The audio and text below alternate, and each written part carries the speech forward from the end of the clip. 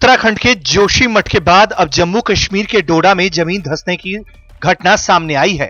यहां 21 इंफ्रास्ट्रक्चर में दरारें पड़ चुके हैं, जिनमें 19 घर, एक मस्जिद और एक धार्मिक शैक्षणिक संस्थान शामिल है।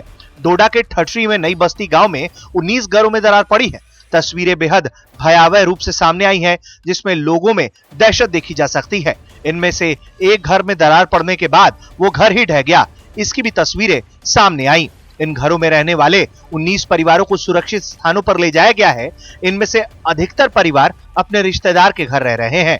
तो कुछ वैज्ञानिकों का दल उसके अध्ययन हेतु आया है। जिला प्रशासन ने जहां 19 भवनों की बात थी उनको खाली करा लिया गया, सुरक्षित स्थानों पर रख लिया गया है। मुझे लगता है कि कुछ ज्यादा हाइप क्रिएट करने की जरूरत नहीं है।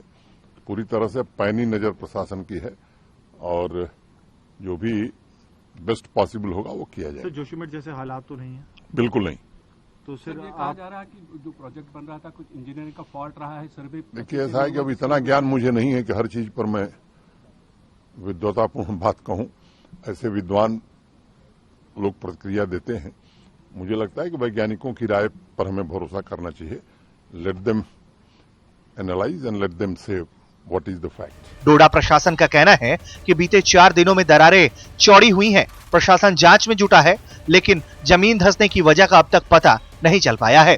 भूवैज्ञानिकों की टीम और जिला प्रशासन के वरिष्ठ अधिकारी घटनास्थल का दौरा कर रहे हैं और इस पूरी घटना का अध्ययन कर रहे हैं, लेकिन इस पर एक्सपर्ट्स हैरान कर देने वाला खुलासा कर रहे हैं। जरा आप भी सुन लीजिए। को ये बात समझनी पड़ेगी कि जम्मू एंड कश्मीर में जितने भी रिवर के अलॉन्ग जो हमारे टाउन्स या गांव बसे हुए हैं, वो 2 तरह के लैंडस्केप है वहाँ पे।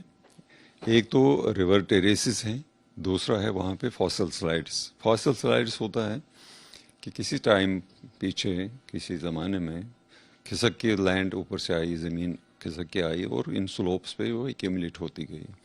से फॉर एग्जांपल मैं आपको ये कह रहा हूँ कि जो ठाठरी का गांव है, ये भी एक लैंडस्लाइड है पुरानी और टेरेस डिपॉजिट भी है। कुद है यहाँ पे हमारे बटोत है, ये टाउन्स जो हैं ये रिवर टेरेसेस हैं या फॉसिल स्लाइड्स हैं। ये वल्नरेबल होती हैं नेचुरली, क्योंकि ये स्लोप के ऊपर, बेड रॉक के ऊपर मिट्टी आ जाती है, कंकर आ जाता है, वो जमा हो जाता है। इसमें अगर पानी अंदर चला गया तो ये खिसक जाता है। नेचुरल प्रोसेस है। ये तब तक स्टेबल रहेंगी जब तक इसकी पर्कुलेशन ऑफ वाटर नहीं होगा या इसके ऊपर इतना प्रेशर ऊपर से बिल्डिंगों का, स्ट्रक्चर इसका ना आ जाए जिससे हाइड्रोस्टैटिक प्रेशर बढ़ेगा। और स्लोप के ऊपर है ये, तो स्लोप पे ये क्रीप करेगा, आहिस्ता आहिस्ता क्रैक्स डेवलप होंगे और ये खिसकना शुरू हो जाएगा। सिंकिंग और क्रीप में डिफरेंस है। सिंक होता है कि एकदम धस गया नीचे ज़मीन, यहाँ धसता नहीं है ये, बल्कि स्लोप पे क्रीप करता है, स्लोप पे मूवमेंट करता है। तो इन पहाड़ी एरियाज में ये नेचुरल फेनोमेना है। अब ह्यूमन इंटरफेरेंस इसको क्या करता है, एग्रीवेट करता है, जल्दी कर लेता है इसको। 2 चीज़ें, हम मकान बना देते हैं, कट मारते हैं लैंड्स इस पे, ज़मीन पे, तो नेचुरली जब कट मारा हमने तो एक स्पेस बन जाती है उस लैंड को खिसकने का, नीचे की तरफ खिसकने का, under the influence of gravity. या उसके ऊपर हम बड़े स्ट्रक्चर्स बना लेंगे, वो भी प्रेशर डालेगा तो स्लाइड हो जाएगी अलोंग द स्लोप, नीचे खिसकना शुरू हो जाएगा। तो ये natural phenomena plus human activity दोनों रिस्पॉन्सिबल हैं इस चीज़ को एक्टिवेट करने में।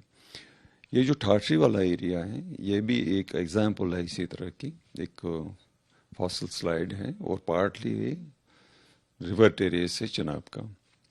तो इसके ऊपर जो स्ट्रक्चर्स बने हुए हैं, बड़े स्ट्रक्चर्स हैं, उनका पानी नेचुरली उसके अंदर चला जाता होगा। सीवरेज का वाटर है, ड्रेन्स उन्होंने बनाएगी, कच्ची होंगी, पानी परकुलेट करेगा नीचे। तो ये कारण है इसका। अभी सुना है कि लास्ट वीक में वहाँ पे कोई थोड़ी सी स्लाइड हुई थी 8-10 मीटर की रोड के ऊपर।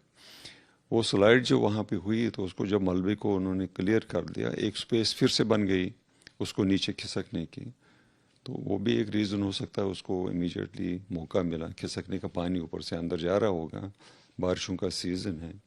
तो ये पास्ट में अगर पुराने लोगों को पूछेंगे वो भी कहेंगे किसी ज़माने में ऐसा हुआ होगा इस एरिया में, लेकिन तब तो पॉपुलेशन नहीं थी, घर नहीं थे इस एरिया में, किसी ने ध्यान नहीं दिया। तो नेचुरल फेनोमेना है ये। तो लेकिन बेशक ये जो है ह्यूमन इंटरफेरेंस जो है उसको एग्रीवेट करती है।